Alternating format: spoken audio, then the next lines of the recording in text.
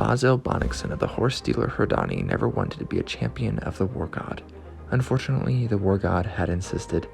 Even more unfortunately, Basil's own sense of responsibility hadn't let him say no. Hello and welcome to Liam's Lyceum. I'm your host Liam, aka Hambar, and today I'll be doing a spoiler-free review of David Weber's The War God's Own.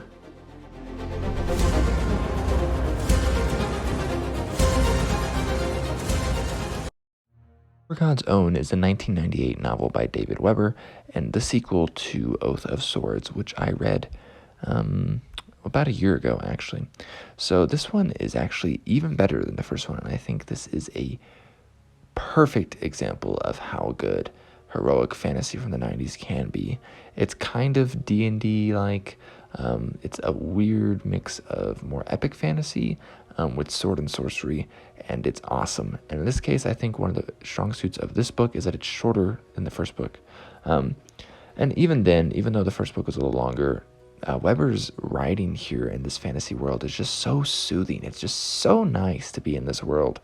I don't know what's about it, but honestly, I'll just come out and say this. This is one of my favorite reads of the year, and I wasn't expecting to like it so much, even though I really did enjoy book one.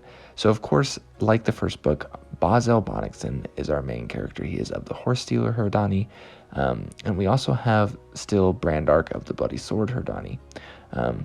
They are aboard a halfling vessel at the start of the story and sailing from the Marfang Isles.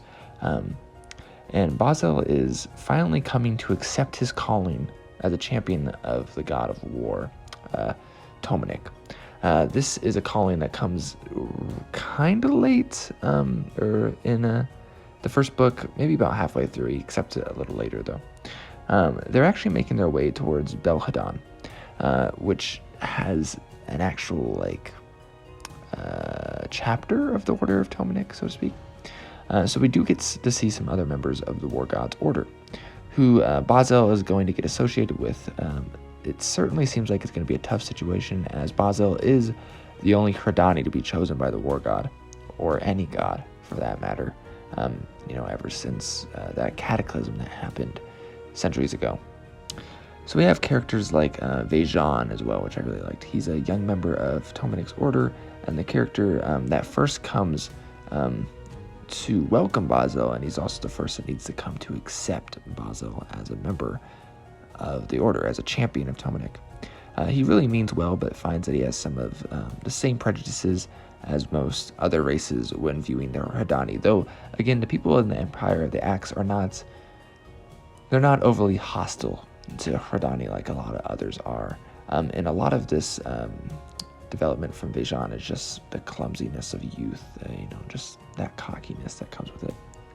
So in this one, we also get a great look at the magic and lore and history of the world, and also more of a tour of the world as Basil means to make his way back to his homeland and confront the shadow of the dark god that has gotten a hold there, especially in particularly in the Bloody Swords Herdani, who, the princes, for example, have been worshiping this dark god. The atmosphere is so well done. It's so cozy. It's so cozy, and but still awesome. And I don't understand it, because Weber also does a great job of dealing with things like racism and sexism and poverty and racism and rape and barbarians and nationalism and racism. And yes, I said racism several times because the Herdani are outsiders as a race, right? And so Basil is the one representing that race among the society at large, basically. And this one goes from a rather personal quest to a bigger picture.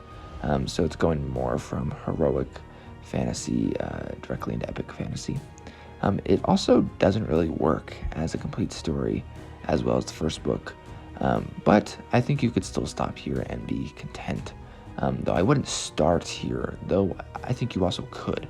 I would definitely go and read Oath of Swords first, and I'm really looking forward to reading the next ones. There are a couple more in this series, actually, so I'm looking forward to it. I really enjoy this. And again, David Weber is known for his military sci-fi.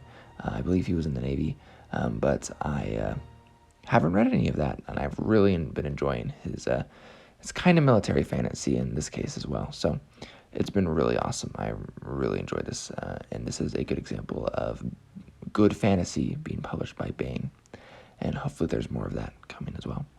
So anyways, this has been Liam of Liam's Lyceum. This has been my simple review of The War Gods owned by David Weber. Hopefully you enjoyed it and got something from it. I'll catch you next time.